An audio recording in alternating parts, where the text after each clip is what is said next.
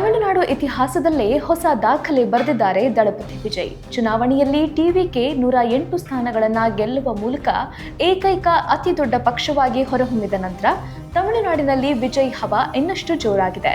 ವಿಜಯ್ ಅವರ ರಾಜಕೀಯ ಜೀವನ ಪ್ರಜ್ವಲಿಸ್ತಾ ಇರೋ ಸಂದರ್ಭದಲ್ಲಿ ಅವರ ವೈಯಕ್ತಿಕ ಜೀವನ ಹಳ್ಳ ಹಿಡಿತಿದೆ. ವಿಜಯ್ ಚುನಾವಣೆಯಲ್ಲಿ ಗೆದ್ದು ಬೇಕ್ತಾ ಇದ್ರು ಅವರ ಪತ್ನಿಯಾಗ್ಲಿ ಮಕ್ಕಳಾಗ್ಲಿ ಎಲ್ಲಿಯೂ ಕಾಣಿಸಿಕೊಳ್ಳಲಿಲ್ಲ, ಸಂಭ್ರಮಾಚರಣೆಯಲ್ಲಿ ಪಾಲ್ಗೊಳ್ಳಲಿಲ್ಲ. ಇತ್ತೀಚೆಗಷ್ಟೇ ವಿಜಯ್ ಪತ್ನಿ ಸಂಗೀತಾ ಡಿವೋರ್ಸ್ಗೆ ಅರ್ಜಿ ಸಲ್ಲಿಸಿದ್ದಾರೆ ಅನ್ನೋ ವದಂತಿ ಇತ್ತು.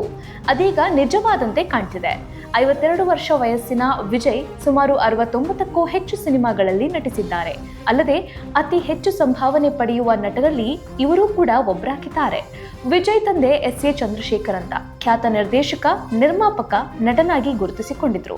ತಾಯಿ ಶೋಭಾ ಹಿನ್ನೆಲೆ ಗಾಯಕಿ, ನಿರ್ದೇಶಕಿ ಹಾಗೂ ನಿರ್ಮಾಪಕಿಯಾಗಿ ಕೆಲಸ ಮಾಡಿದ್ದಾರೆ. ವಿಜಯ್ ಸಹೋದರಿ ವಿದ್ಯಾ ತಮ್ಮ 2ನೇ ವಯಸ್ಸಿಗೆ ಸಾವನ್ನಪ್ಪಿದ್ರು.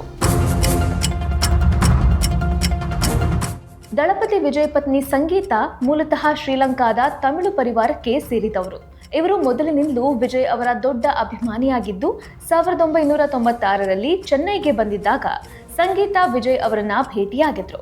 1998ರ ಜುಲೈ 10ರಂದು ಯುನೈಟೆಡ್ ಕಿಂಗ್ಡಮ್ನಲ್ಲಿ ಇವರಿಬ್ರು ಮೊದಲು ಮದುವೆಯನ್ನ ರಿಜಿಸ್ಟರ್ ಮಾಡಿಕೊಂಡಿದ್ರು. ನಂತರ 1999ರ ಆಗಸ್ಟ್ 25ರಂದು ಚೆನ್ನೈನ ಎಗ್ಮೋರ್ನಲ್ಲಿರುವ ರಾಜ ಮುತ್ತಯ್ಯ ಮಂದಾರಂನಲ್ಲಿ ಹಿಂದೂ ವಿಧಿವಿಧಾನಗಳ ಪ್ರಕಾರ ಮದುವೆಯಾಗ್ತಾರೆ.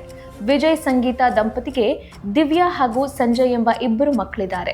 2021ರವರೆಗೂ ವಿಜಯ್ ಮತ್ತು ಸಂಗೀತಾ ಆಗಾಗ ಸಾರ್ವಜನಿಕ ಕಾರ್ಯಕ್ರಮಗಳಲ್ಲಿ, ವಿಶೇಷವಾಗಿ ವಿಜಯ್ ಅವರ ಸಿನಿಮಾ ಆಡಿಯೋ ಲಾಂಚ್ ಸಮಾರಂಭಗಳು ಮತ್ತು ಸ್ನೇಹಿತರ ಕುಟುಂಬ ಕಾರ್ಯಕ್ರಮಗಳಲ್ಲಿ ಒಟ್ಟಿಗೆ ಹಾಜರಾಗ್ತಾ ಇದ್ರು.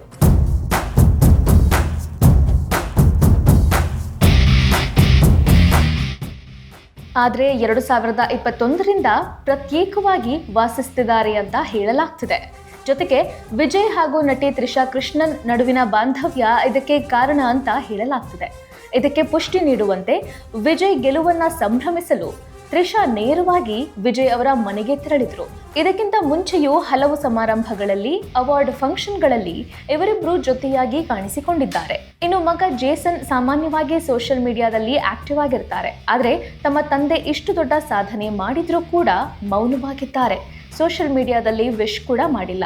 ಜೊತೆಗೆ ವಿಜಯ್ರನ್ನ ಅನ್ಫಾಲೋ ಕೂಡ ಮಾಡಿದ್ದಾರೆ.